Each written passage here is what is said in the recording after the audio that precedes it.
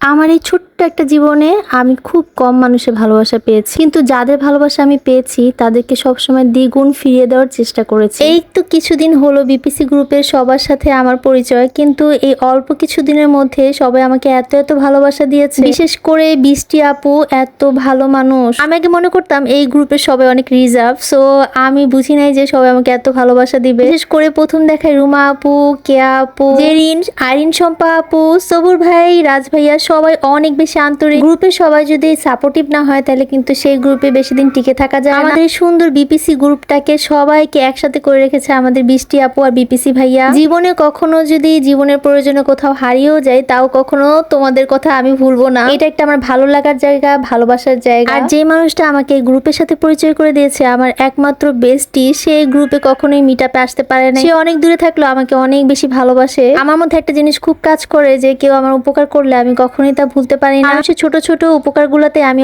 অনেক বেশি আবেগলুপ্ত হয়ে যাই। আমি একটা কথা সবসময় বিশ্বাস করি, জীবন অনেক বেশি সুন্দর যদি পাশে একজন সাপোর্টিভ পার্সন থাকে। আল্লাহর রহমতে আমার অনেক অনেক সাপোর্টিভ পার্সন আছে। এখন যখন আমি একা ছিলাম তখন আমি অনেক ডিপ্রেশনে থাকতাম, আলহামদুলিল্লাহ এখন সবাইকে পেয়ে অনেক খুশি। তো গাইস, আনন্দের দিনে দুঃখের কথা নাই বলি। আসসালামু আলাইকুম এভরিওয়ান। আজকে ছিল আমাদের বৈশাখী মিট আপের অনেক সুন্দর একটা দিন। আমি আমার লুতুপুতু বান্ধবী জেরিনের সাথে খেতে বসে গেছিলাম। বিশেষ করে জেরিন আমাকে এত বেশি সাপোর্ট করে, এত বেশি ভালোবাসে, অনেক অনেক ভালোবাসা তোর জন্য। আমাদের বৈশাখী মিট আপটা ছিল লেক ভিউ কনভেনশন হল ধানমন্ডিতে। জাস্ট ওদের খাবারগুলো এত মজা, আমার কাছে তো অনেক ভালো লাগছে। খাওয়া দাওয়া শেষ করতেই একটু পরে চলে আসছে আমাদের সাকিব সনেট ভাইয়া এবং নীরব হোসেন ভাইয়া। তারপরে আমরা সব সুন্দরীরা চলে গিয়েছি ভাইয়ার সাথে ছবি তুলতে। বৃষ্টি আপু আমাদের জন্য এই কনভেনশন হলটাকে এত সুন্দর করে সাজিয়েছে, প্রত্যেকটা জায়গায় একদম ডেকোরেশন ছিল যাতে ছবি তোলা যায় অনেক সুন্দর। তারপরে কিন্তু এমি আপুর নাচ শুরু হয়ে যায়, আর দেন সবাইকে পুরস্কার দেওয়া হচ্ছে। সবাইকে একটা করে লিফলেট দেওয়া হয়েছে, আর যে লিফলেটে হচ্ছে কি বিপিসি লেখা আছে তারাই কিন্তু পুরস্কারটা পেয়েছে। আমাদের এই বিপিসি অনুষ্ঠানে অনেক অনেক ব্র্যান্ড ওনাররা আসছিল,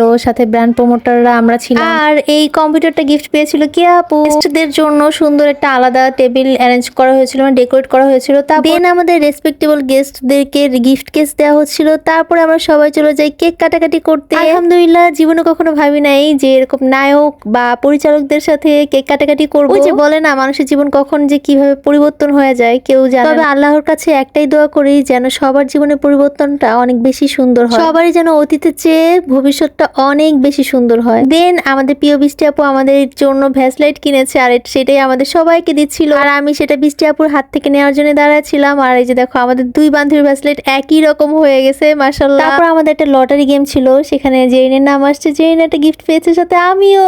ছোট থেকে বড় হয়েছে এ পর্যন্ত কোনো লটারি গেমস পাই নাই গাইস। পাই আমার যে আনন্দ লাগছে যে আমি জীবনে প্রথম একটা লটারি গিফট পাইছি। গান, ডেকোরেশন সবকিছু মিলে অনেক বেশি সুন্দর ছিল। থ্যাংক ইউ বৃষ্টি আপু এত সুন্দর আয়োজন করার জন্য। তো গাইস, দোয়া করো সবাই জীবনের জন্য বেশি বেশি সবার ভালোবাসা পেতে পারি।